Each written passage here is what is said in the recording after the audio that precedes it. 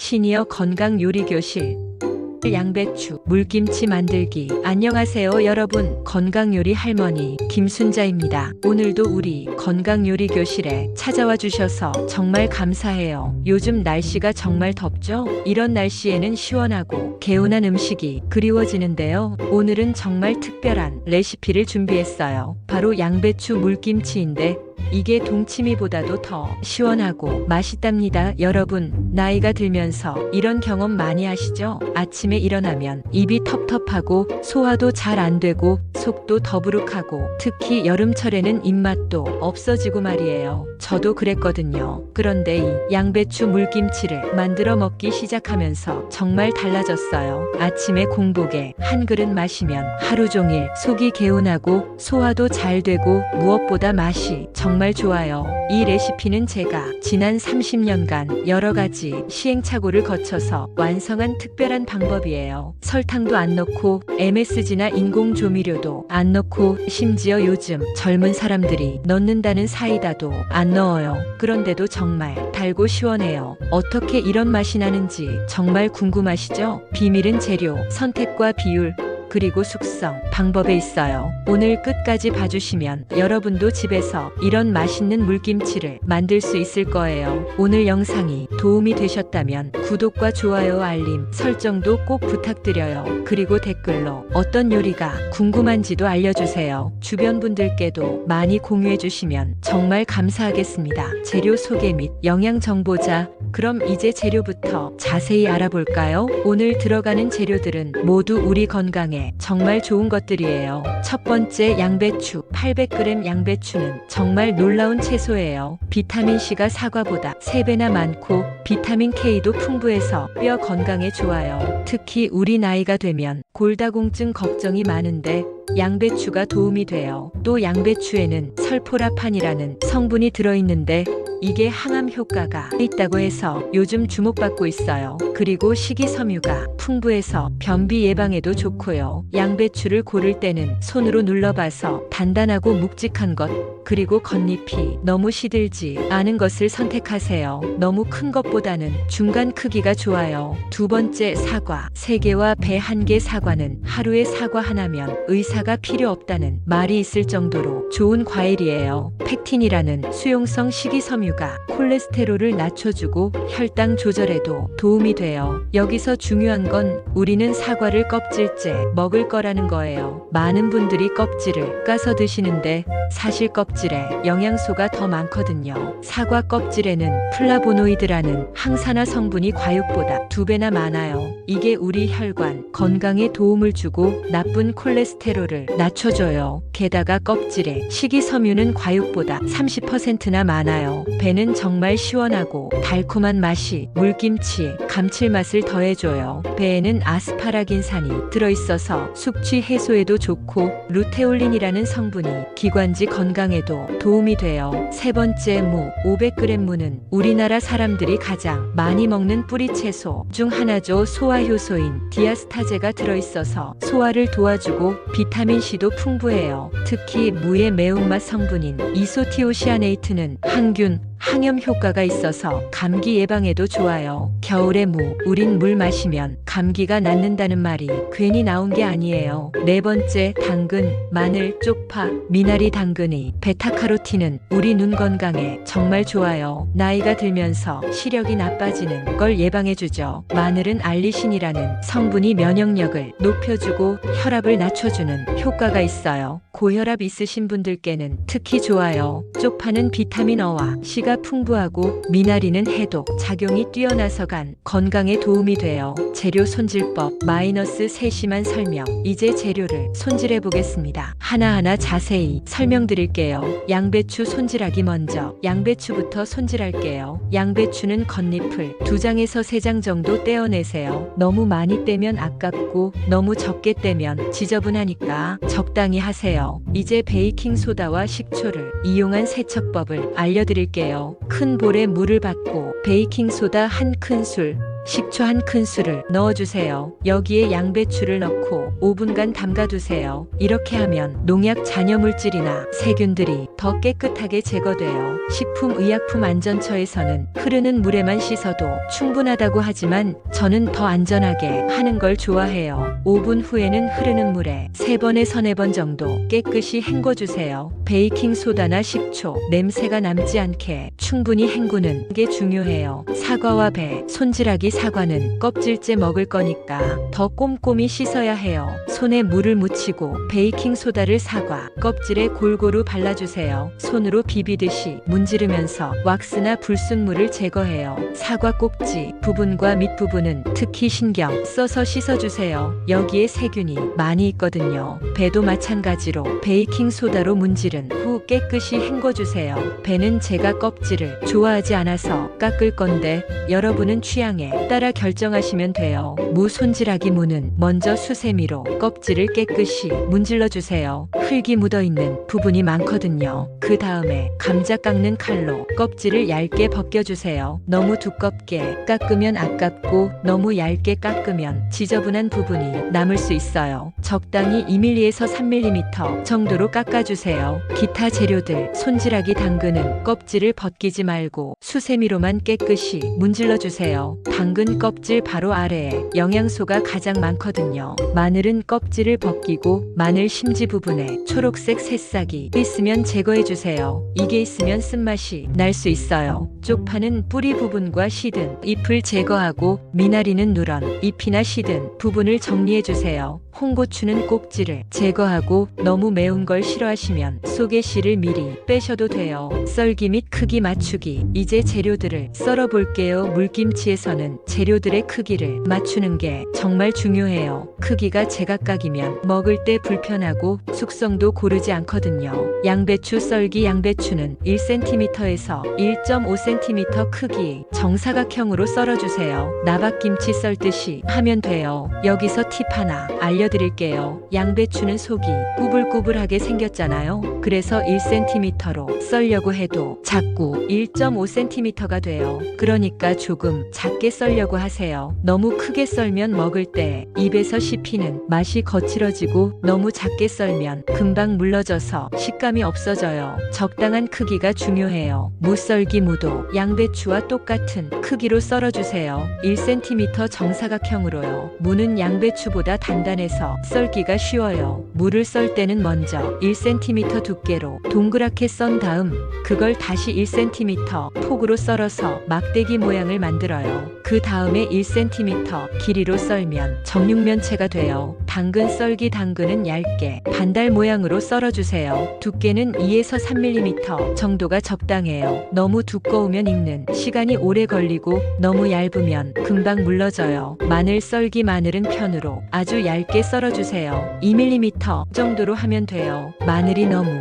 두꺼우면 먹을 때 맛이 너무 강해져요. 쪽파와 미나리 썰기. 쪽파와 미나리는 1cm에서 1.5cm 길이로 썰어주세요. 다른 재료들과 크기를 맞춰주는 게 좋아요. 쪽파의 흰 부분과 파란 부분을 모두 사용할 건데 파란 부분이 너무 길면 먹을 때 불편하니까 적당히 잘라주세요. 홍고추 썰기. 홍고추는 동그랗게 썰어주세요. 두께는 3에서 4mm 정도로 하면 돼요. 썰은 후에는 씨를 제거해야 해요. 찬물에 넣고 살살 저어주면 큰 씨들이 둥둥 떠올라요. 손으로 살살 비비면서 제거하면 돼요. 과일 썰기의 노하우. 과일 썰기는 일반 채소와는 좀 다른 노하우가 필요해요. 사과 썰기의 비밀. 사과는 2가지 크기로 썰 거예요. 이게 제 30년 경험의 노하우거든요. 사과 2개는 큰 덩어리로 1개는 작은 덩어리로 썰어요. 왜 이렇게 하느냐 하면 작게 썬 사과는 처음 2에서 3일 동안은 단맛이 우러나서 국물을 달게 만들어줘요. 하지만 그 이후에는 단맛이 다 빠져서 맛이 없어져요. 반면에 큰 덩어리로 썬 사과는 천천히 맛이 우러나면서 4에서 5일이 지나도 아삭아삭하고 달콤해요. 그래서 이렇게 2가지 크기로 썰어서 넣는 거예요. 큰 덩어리는 덩어리는 2에서 3cm 크기로, 작은 덩어리는 1cm 정도로 썰어주세요. 사과를 썰 때는 씨 부분을 깨끗이 제거해주세요. 씨에는 아미그달린이라는 독성 물질이 조금 들어있거든요. 많이 먹지 않으면 문제없지만 그래도 제거하는 게 좋아요.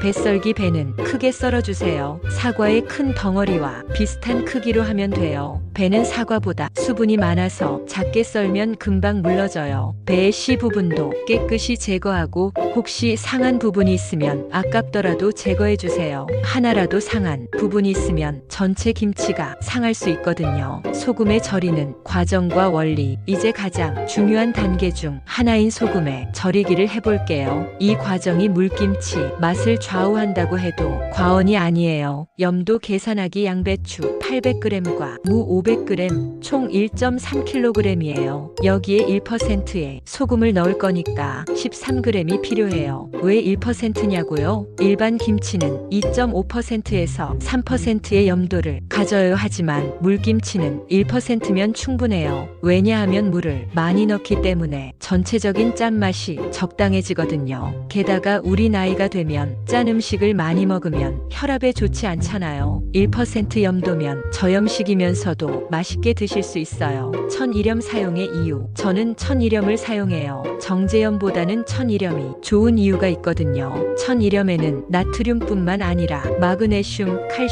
칼륨 같은 미네랄이 들어있어요. 이런 미네랄들이 발효를 도와주고 맛도 더 깊게 만들어줘요. 정제염은 순수한 나트륨 성분만 있어서 짠맛만 강하고 깊은 맛이 없어요. 하지만 천일염은 약간의 단맛과 감칠맛까지 있어서 김치 맛이 훨씬 좋아져요. 계량 방법. 저울이 없으신 분들을 위해 수저로 계량하는 방법을 알려드릴게요. 큰 수저로 한 수저가 대략 12-15g이에요. 천일염은 굵기에 따라 조금씩 차이가 나는데 보통 꽉 채우면 15g, 평평하게 하면 12g 정도예요. 그러니까 13g을 맞추려면 꽉 채우지 말고 거의 꽉 찬 정도로 하시면 돼요. 절이는 과정. 소금을 한 번에 다 넣지 말고 3번 정도 나누어서 넣으세요. 골고루 섞이게 하기 위해서예요. 첫 번째 소금을 넣고 두 손으로 골고루 비비듯이 섞어주세요. 너무 세게 하지 말고 부드럽게 해주세요. 양배추가 부서질 수 있거든요. 두 번째, 세 번째 소금도 마찬가지로 넣고 섞어주세요. 전체가 고르게 소금에 절여지도록 해야 해요. 30분 숙성의 중요성. 이제 30분 동안 재워둘 건데요. 이 시간 동안 삼투압, 현이 일어나요. 소금이 채소의 수분을 빼내면서 채소는 아삭아삭해지고 소금물은 채소의 단맛을 흡수해요. 10분마다 한 번씩 뒤집어 주세요. 이렇게 해야 모든 부분이 고르게 절여져요. 위에 있는 것과 아래 있는 것의 절임 정도가 달라질 수 있거든요. 물김치 국물 만들기. 절이는 동안 국물을 준비해 볼게요. 물김치의 생명은 이 국물이에요. 물의 선택물은 생수나 정수된 물을 사용하세요. 수돗물을 사용하시려면 하룻밤 받아두었다가 사용하세요. 염소 냄새가 빠져야 맛있는 김치가 돼요. 미지근한 물에 소금을 녹여주세요. 너무 찬 물에는 소금이 잘 녹지 않고 너무 뜨거운 물은 유산균에 해로워요. 물 4리터에 소금 40g, 물 4리터에 소금 40g을 넣어서 1% 염수를 만들어요. 이게 우리 물김치 베이스가 되는 국물이에요. 계량 스푼이 없으신 분들은 큰 수저로 약 3수저 정도면 40g이에요. 정확하지 않아도 괜찮아요. 조금 더 짜거나 덜 짜도 맛있게 드실 수 있거든요. 소금을 넣고 잘 저어서 완전히 녹여주세요. 바닥에 소금이 가라앉아 있으면 안 돼요. 최종 조합과 용기 선택. 이제 모든 재료를 합쳐볼 시간이에요. 30분 동안 절여진 양배추와 무에서 물이 많이 나왔을 거예요. 이 물은 버리지 마세요. 이 물에 채소의 영양분과 단맛이 우러나 있거든요. 절여진 채소에 준비한 모든 재료를 넣어주세요. 당근, 마늘, 쪽파, 미나리, 홍고추, 사과, 배까지 모두 넣고 살살 섞어주세요. 용기 선택의 중요성. 여기서 정말 중요한 팁을 드릴게요. 용기 선택이 성공의 절반이에요. 물 4리터와 재료들을 합치면 총 부피가 6에서 7리터 정도 돼요. 그러니까 용기는 최소 10리터는 되어야 해요. 너무 작으면 넘칠 수도 있고 재료들이 국물 위로 떠올라서 제대로 익지 않을 수 있어요. 플라스틱 용기보다는 유리나 도자기 용기가 좋아요. 플라스틱은 냄새 맛새가 뵐 수 있거든요. 완성된 모습과 맛 평가자 드디어 완성됐어요. 정말 예쁘게 잘 됐죠? 이게 지금 막 만든 거고 이건 일주일 전에 만든 거예요. 색깔 차이가 보이시죠? 일주일 된 건 국물이 정말 뽀얗고 맛있어 보여요. 맛을 한번 볼게요. 와, 정말 톡톡 쏘면서 시원해요. 단맛도 적당하고 아삭아삭한 식감도 정말 좋아요. 설탕이나 사이다 같은 인공 감미료를 전혀 넣지 않았는데도 이렇게 달고 맛있어요. 비결은 사과와 배의 천연 단맛 그리고 발효 과정에서 생기는 자연스러운 감칠맛이에요. 동치미보다 더 시원하고 깔끔해요. 술 드신 다음날 해장용으로도 정말 좋고 평소에 물 대신 드셔도 좋아요. 숙성과 보관 방법 상세 설명. 이제 가장 중요한 숙성과 보관 방법을 자세히 알려드릴게요. 실온 숙성. 처음에는 실온에서 12시간 정도 숙성시켜야 해요. 요즘 같은 여름철에는 10시간에서 12시간이면 충분하고 겨울에는 15시간에서 18시간 정도 두셔도 돼요. 실온에서 숙성시키는 이유는 유산균이 활발하게 활동해서 발효를 시작하기 때문이에요. 처음부터 냉장고에 넣으면 발효가 너무 느려져서 제대로 익지 않아요. 숙성이 잘 되고 있는지 확인하는 방법은 기포가 생기는지 보는 거예요. 표면에 작은 기포들이 보글보글 올라오면 발효가 잘 되고 있다는 신호예요. 냉장 보관 12시간 후에 맛을 봐서 적당히 새콤해지면 냉장고에 넣으세요. 너무 오래 실온에 두면 너무 쉬어져요. 냉장고에서는 3일에서 4일 정도가 가장 맛있는 시기예요. 이 시기에는 모든 재료가 적당히 익으면서 최상의 맛을 내요. 분할 보관법. 많이 만드셨다면 용기를 2개로 나누는 걸 추천해요. 한 용기는 처음부터 냉장고에 넣어서 천천히 숙성시키고 다른 한 용기는 실온에서 12시간 숙성시킨 후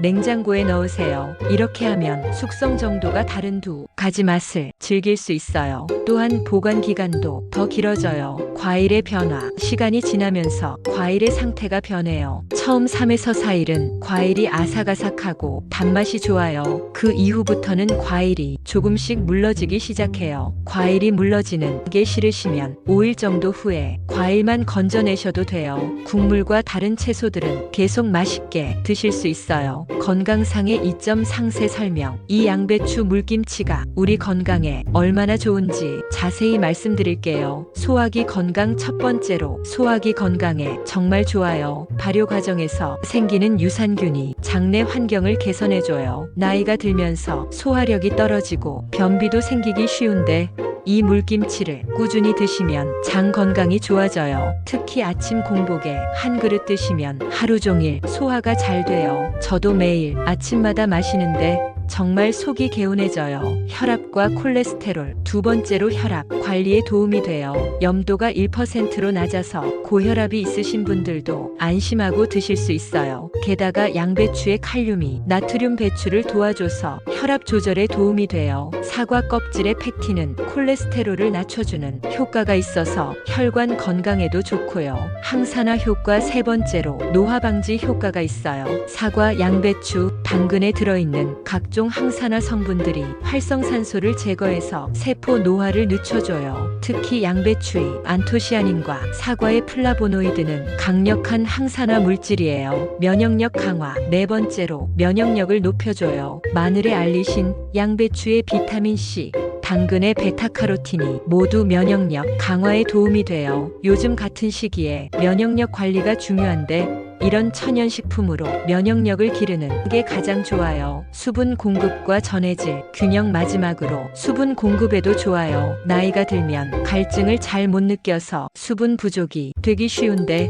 이 물김치는 맛있으면서도 수분과 전해질을 동시에 공급해줘요. 활용법과 응용 요리. 이 양배추 물김치를 더 맛있게 활용하는 방법들을 알려드릴게요. 기본 활용법. 가장 기본적으로는 그냥 국물채 드시면 돼요. 아침 공복에 한 그릇, 식사 중간중간에 입가심으로 한 그릇씩 드세요. 특히 기름진 음식을 드신 후에는 정말 좋아요. 느끼함을 잡아주고 소화도 도와줘요. 면 요리와 함께 여름에는 냉면이나 냉국수 국물로 사용해도 정말 맛있어요. 물김치 국물에 소면을 말아서 드시면 시원하고 개운한 한 끼 식사가 돼요. 여기에 삶은 달걀, 반개나 오이채를 올리면 더욱 맛있어요. 밥과 함께 더운 여름에 입맛이 없을 때는 찬밥에 이 물김치를 부어서 물말이로 드셔보세요. 정말 시원하고 맛있어요. 여기에 김 몇 장, 참기름 몇 방울 떨어뜨리면 완벽한 한 끼가 됩니다. 해장용 술 드신 다음 날에는 이것만큼 좋은 해장 음식이 없어요. 동치미보다 더 시원하고 개운해요. 속이 쓰릴 때도 부담 없이 드실 수 있어서 정말 좋아요. 실패하지 않는